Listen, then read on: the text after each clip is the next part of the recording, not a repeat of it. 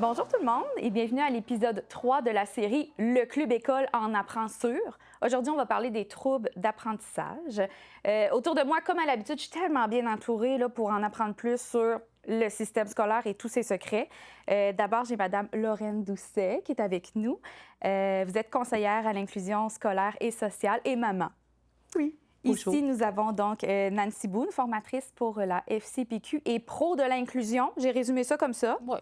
Et Nicolas Brousseau, donc un parent engagé et papa de 4 enfants qui présentent le trouble du spectre de l'autisme. Oui. Merci, qu'on appelle aussi TSA.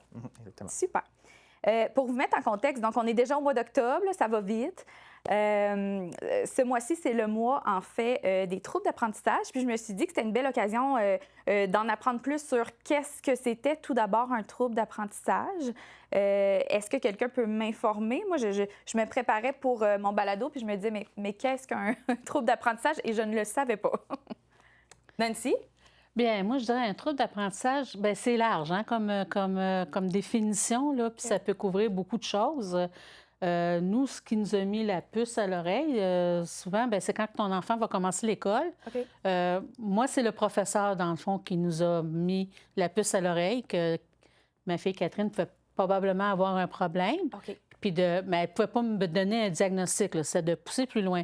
Que c'est souvent un trouble d'apprentissage, c'est quand l'enfant ne cadre pas vraiment avec le reste de la classe. Souvent, c'est soit le parent qui va peut-être avoir quelque chose qui accroche parce qu'on a de la difficulté avec les devoirs, les leçons, ou le professeur, quand il va nous rencontrer pour la première fois, va dire « Avez-vous pensé à faire évaluer votre enfant? » Parce que moi, je le vois dans l'ensemble de la classe, il y a un petit quelque chose qui accroche peut-être. Puis toi, comment ça s'était traduit? Tu me dis que c'est l'enseignante qui avait C'est l'enseignante à la soupçonné ça? maternelle qui a soupçonné que OK. Catherine, elle avait probablement quelque chose parce qu'elle ne cadrait pas avec l'ensemble de la classe. Et puis, on a suivi son conseil. On est allé en évaluation. Puis, ça a sorti dans l'été entre la maternelle et la première année que Catherine, elle avait un trouble du spectre de l'autisme. OK. Mais vraiment très fonctionnelle parce qu'elle est restée en classe régulière. D'accord. Et par la suite, on s'est aperçu aussi qu'elle souffrait de dyspraxie, ce qui est un problème de coordination moteur, mais aussi au niveau mental. Dans le cas de Catherine, oui, elle a un petit manque de coordination œil, main, pied, mais OK. surtout, son cerveau est incapable de planifier une marche à suivre. Si on lui donne une tâche et on ne lui explique pas les étapes à suivre, elle ne peut pas les figurer. Elle ne saura pas comment. Donc, on lui montre étape 1, étape 2, étape 3. Mais un coup, quand on lui a montré, c'est un programme d'ordinateur, elle va t'exécuter ça à merveille. OK, je comprends. Donc, merci pour ton témoignage. Je comprends un petit peu plus, ça a été quoi ton parcours à travers tout ça, bon, pour le trouble d'apprentissage. Est-ce qu'un de vous deux saurait peut-être me définir le trouble d'apprentissage? C'est tellement large. C'est quelque chose, tu sais, Nancy parlait de elle, à la salle d'école. Moi, c'est avant ça.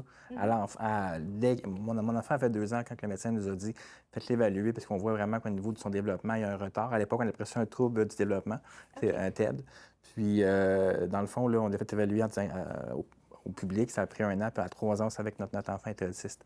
OK. Fait que déjà, là, c'est quelque chose de... C'est, comme je disais, c'est tellement large. Ouais. Ça peut être un retard de langage, ça peut être un retard dans la motricité, ça peut être un retard à plein de niveaux. Fait que vraiment, là, tout ce qui vient de dans le fond, l'apprentissage scolaire, c'est un trouble d'apprentissage. Ah, OK, parfait. Puis, Lorraine, est-ce qu'à ce moment-là, parce que moi, je me demande, est-ce qu'un trouble d'apprentissage, c'est une difficulté d'apprentissage? Est-ce que c'est 2 mondes différents ou on parle du même défi? C'est 2 mondes différents. La difficulté, c'est passager. C'est-à-dire, ça peut être quelque chose qui arrive d'une façon périodique à un moment, qui peut avoir toutes sortes de causes. Tu sais.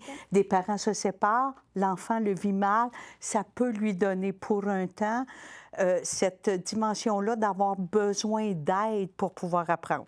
Le trouble d'apprentissage, lui, va être lié beaucoup au français mathématique, ce qu'on appelle la littératie et la numératie. OK. Non, en tout cas, les mathématiques. Mathématiques, ah, je comprends. OK, Les mathématiques, OK. oui. On est devant la caméra, c'est les mathématiques. Mathématiques. Ce qui veut dire qu'à partir du moment où l'enfant commence à avoir des retards par rapport au programme qui est enseigné durant l'année dans laquelle il est, à ce moment-là, c'est là que les enseignants vont commencer à se positionner et à dire il y a quelque chose qui fait obstacle à l'apprentissage. J'entends. Puis il faut découvrir qu'est-ce qui fait obstacle pour être capable de mettre en place quelque chose qui va remplacer ce que l'enfant n'a pas ou ce que l'enfant a comme difficulté. Donc, pour moi, un trouble d'apprentissage peut être tellement large que je dis toujours aux gens, apprenez à connaître l'enfant. Après ça, on va apprendre à connaître qu'est-ce qui fait obstacle à son apprentissage en français, en écriture, à l'oral, dans quel domaine. Et quand l'enfant accuse 2 ans de retard sur ses apprentissages, sur le programme régulier, c'est là qu'on va parler d'un trouble d'apprentissage. Oh, OK. Non pas dans toutes les matières. Ouais. On va toujours parler de français, mathématiques. C'est là qu'on va le situer, le trouble d'apprentissage, qui va permettre justement de dire qu'est-ce qu'on doit mettre en place pour soutenir cet apprentissage-là. Qu'est-ce qu'on se doit de créer, d'inventer comme stratégie, comme intervention pour que cet enfant-là puisse avoir sa réussite à lui, même si elle est différente des autres. De là, je pourrais poursuivre sur la lancée de Lorraine, d'avoir une bonne relation avec l'enseignant de l'enfant. Oui. Parce que, oui, on va peut-être avoir des doutes, mais c'est pas... Moi, je ne suis pas professeur de profession, là, je suis comptable. Donc, de faire confiance au professeur. Si le professeur soupçonne de quoi, de ne pas faire l'autruche, de ne pas dire non, non, non, mon petit ange n'est pas comme ça. Ou ne pas non plus aller trop au-devant et aller mettre des troubles où il n'y en a pas. Exact. Donc, parce qu'on a des parents aussi, des fois, qui sont comme trop. Ils veulent trop que l'enfant ait des troubles, je ne sais pas trop, mais ils vont être trop au-devant. Donc, c'est vraiment que quand on soupçonne de quoi ou qu'on reçoit une notice du professeur comme quoi qu'il pourrait y avoir quelque chose, de vraiment faire confiance au professeur, de s'asseoir avec le professeur, puis de vraiment de se faire expliquer d'où vient cette sensation-là qu'on a besoin de faire évaluer l'enfant, d'où vient le doute du professeur. Est-ce qu'on a remarqué la même chose, nous aussi, à la maison? Donc, de vraiment travailler en coordination avec le professeur. Beaucoup. Tout à fait. Puis ça, c'est la base à la FCPQ, on le dit beaucoup, hein, l'importance de la communication enseignant, école, famille, enfants, évidemment, tous les parents, évidemment. Donc, c'est vraiment le fondement de la réussite. Experts auprès de leur enfant. J'ajouterais juste de dire, il faut juste faire attention que le trouble d'apprentissage ne mènera pas nécessairement à un diagnostic médical. Okay? Ah, OK. Parce que je pourrais avoir un trouble visuel qui fait que je suis incapable de voir les lettres, que j'arrive pas à la lecture et tout ça. Et tant il y a aussi longtemps qu'on ne me corrige pas, puis me corriger veut dire j'ajoute un dispositif, bien, ce trouble-là peut s'amplifier. Je peux avoir un trouble auditif qui peut amener des retards dans l'apprentissage. Fait que c'est pour ça que quand Nancy parle, il faut juste faire attention d'être capable d'évaluer si physiquement il y a quelque chose. Même Nicolas l'a dit tantôt, avant de passer au diagnostic. Pour moi, la course au diagnostic ne devrait pas être notre priorité, mais plutôt d'essayer de comprendre qu'est-ce qui fait obstacle à cet apprentissage-là. Est-ce que c'est sa motricité qui fait qu'il n'arrive pas à écrire? Peut-on utiliser autre chose? Peut-on voir s'il n'y a pas un autre moyen de voir? Parce que ce qu'on veut, c'est le potentiel de l'enfant, quel qu'il soit. Donc, tenons compte de tout ce qui peut faire obstacle à cet apprentissage-là pour permettre à l'enfant de nous démontrer qui il est, puis comment il est, puis toute sa beauté comme personne, et non pas juste son diagnostic qui nous fait son obstacle. Exact, c'est ça. Parce que dans le fond, comme tu dis, c'est l'atteinte du plein potentiel, peu importe le type d'enfant. Je pense que le système scolaire, c'est la base, c'est de les aider à atteindre leur plein potentiel. Fait on parle d'outils, justement, puis souvent, où le diagnostic peut aider à avoir des outils, mais en général, même dans certaines écoles, on met des outils en place, des moyens en place pour aider un élève, sans même avoir un diagnostic dès le départ, quand on voit qu'il y a un problème, qu'il y a une difficulté ou un trouble, pour essayer de l'adapter à la classe pour qu'il puisse réussir, dans le fond. Puis ça, c'est vraiment important. Puis comme vous avez dit, parler avec les enseignants, parler avec l'école, avec la TES, pas la TES, mais la TES, c'est ça, la technicienne en éducation spécialisée. Merci, excusez. Fait exactement. Fait que, tu sais, comme ça, on peut amener à l'enfant les outils qu'il faut pour lui permettre de réussir. Puis ça, c'est vraiment important. Ève, là, vous m'en apprenez vraiment, OK? Parce que moi, là, j'avais saisi que c'était les 5-10 que je vais nommer, mais dans le fond, ça va vraiment plus large que ça. Donc, comment vous avez nommé ça? Dès que ça va à l'encontre de la réussite éducative de l'élève, c'est un trouble d'apprentissage. Je ne me trompe pas? Je ne sais pas... Et qu'il y a 2 ans de retard sur le programme régulier. 2 ans de retard, OK. Toujours. Moi, j'ai compris que la dyslexie, c'était des problèmes de lecture. Oui. On a la dysorthographie qui est au niveau de l'écriture, la dyscalculie, en mathématiques, la dysphasie, qui est un trouble développement du langage, et j'ai le dyspraxie, qui est le trouble développemental de la coordination. Oui. C'est bien ça? Oui. Mais ça va aussi large que quelque chose qui pourrait aller à l'encontre Ah oui, oui. de l'enfant qui apprend. Hey, c'est vraiment Oui, c'est oui, oui. intéressant. Puis je dirais de façon très, très honnête, Oui. quel que soit le 10, Oui. parce que les troubles 10, on peut les avoir même avec d'autres diagnostics, quel que soit le 10, c'est en quelque part juste de toujours chercher qu'est-ce qui fait obstacle à l'apprentissage. Tout simplement, à parce fait. que je pourrais avoir des besoins légers Oui. sans tomber dans des diagnostics fermes, fait. mais si on ne s'occupe pas de moi, Ça peut bien, devenir c'est plus vrai important, que ouais. je vais accuser des retards, puis je vais arriver à un moment donné à être identifié comme ayant un trouble. Il faut Exact. juste faire attention à tout ça. Mentionner aussi que les outils, des fois, ça permet vraiment d'isoler c'est quoi le problème, parce que parfois, on peut penser que c'est un problème d'écriture, alors qu'à la base, c'est un problème de lecture ou vice-versa. Tout à fait. Fait que, tu sais, c'est des choses comme ça, vraiment, des fois, avant, comme tu disais tout à l'heure, de diagnostiquer, on analyse, on regarde, puis on travaille avec l'équipe école pour être sûr d'avoir c'est quoi exactement le problème. Là. Et on revient à la base, c'est vraiment d'analyser les besoins. C'est ça, exact.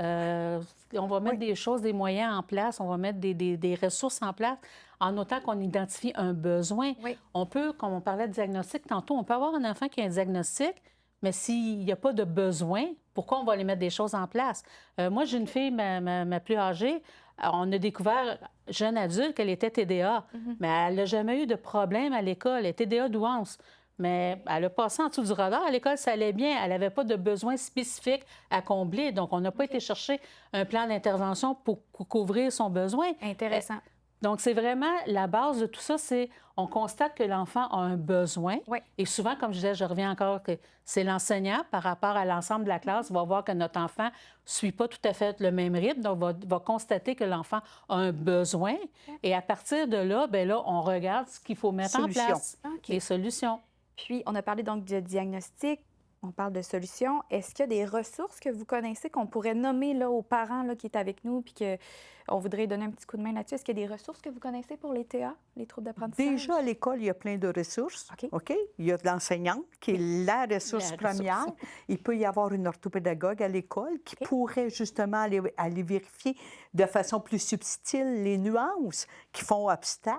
Oui. On a éducatrice spécialisée, éducateur spécialisé, comme on a nommé Nicolas, si c'est au niveau de toute l'adaptation. On pourrait avoir en psychologie, si c'est au niveau du développement cognitif. Parfait. On pourrait avoir en Orthophoniste. orthophoniste au niveau du langage. Ça, c'est déjà dans les écoles. Mais autour de l'école, il y a des centres de réadaptation qui peuvent être là en soutien. Il y a le milieu hospitalier, il y a des ressources privées. Souvent, le parent va arriver à l'école, s'il connaît déjà les défis de l'enfant, va arriver à l'école avec une équipe. Oui, on Bien, peut. cette équipe-là, il faut leur ouvrir la porte. Oui, c'est Ouais, ça. Il c'est faut ça. Ils ont être déjà collaboratif. un Exact. vécu avec la famille, avec le jeune, la jeune, qui peuvent partager à l'école, non pas en compétition, mais en collaboration. Complémentarité. Oui, Exact. c'est eux autres qui peuvent apporter des choses. Puis moi, je dis toujours, comme parents, il faut se permettre de donner ce qu'on a utilisé comme ressources, comme solution, comme intervention pour nos enfants. Comment je l'amène à être motivé, à avoir une meilleure estime, à être heureux, heureuse de ce qu'il fait, de ce qu'il comprend, quels sont les contacts. Je pense que tout ça fait partie de la solution parce que le parent, c'est le premier expert de son Oui, enfant. tout à fait, Lorraine. Puis moi, ben, j'ai une autre solution que vous n'avez pas nommée, mais j'inviterais mon collègue à m'amener une surprise pour vous. Là, vous vous dites, qu'est-ce qui se passe, Catherine? Écoutez, j'ai une mise en scène. J'ai une mise en scène. Donc, on va m'apporter quelque chose éminemment. Merci beaucoup, Margot. Alors, je vous explique. Je ne sais pas si vous connaissez les collections Gecko et Gecko Plus. Je vous les partage. Dans le fond, c'est des romans jeunesse qui ont été rédigés pour les enfants qui souffraient d'un trouble d'apprentissage On ne directement. souffre pas, On ne souffre pas? on vit avec. Ah, C'est merci, un état de Lorraine. choses. Merci de me le dire. Mais On vit bienvenue. avec un Lorraine, belle rencontre. Donc, j'en parle un petit peu. Donc, celui-ci, là, qu'on peut peut-être voir juste là, dans le fond, c'est une collection qui vise les 8 à 12 ans qui ont des défis d'apprentissage de la lecture, dyslexie, dysorthographie et troubles développementaux du langage. Ceux-là viennent en 10 tomes. Puis, je ne sais pas, il y a aussi une autre collection que j'ai pas amenée, donc c'est 10-14 ans. Donc, ils visent un petit peu les mêmes choses. Wow. Puis, écoutez, je l'ai regardé ça avec mon Léon, 5 ans, super passionné. Il voulait savoir, mais qu'est-ce qui arrive, maman, avec le raton terrible? On a eu un beau moment de lecture. Donc, voilà, c'est des romans qui sont beaucoup plus simples. Là, on peut le voir aussi là, au niveau des phrases, au niveau de la mise en page. C'est vraiment bien choisi. Il y a beaucoup, à l'occasion, là, des descriptions aussi des mots qui sont un petit peu moins évidents. Donc, ça permet, je pense, à l'enfant là, qui a un TA de se sentir compris puis de passer un beau moment de lecture puis de peut-être passer un petit moment loin des écrans. Donc, ça me tentait de vous en parler. Je trouve que, voilà, c'est une belle découverte. Merci Et c'est beaucoup. québécois. C'est québécois, évidemment. Québécois, C'est fait évidemment. ici. Merci Donc, je beaucoup. rappelle les auteurs. Donc, Émilie Rivard, puis Mika, c'est l'illustratrice. Donc, en conclusion, je vais vraiment vous dire merci de m'avoir éclairé sur les troubles d'apprentissage.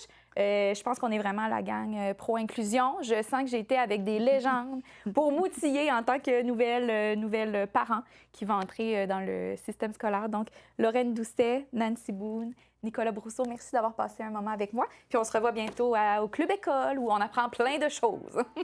Merci, Merci tout le Catherine. monde. Merci.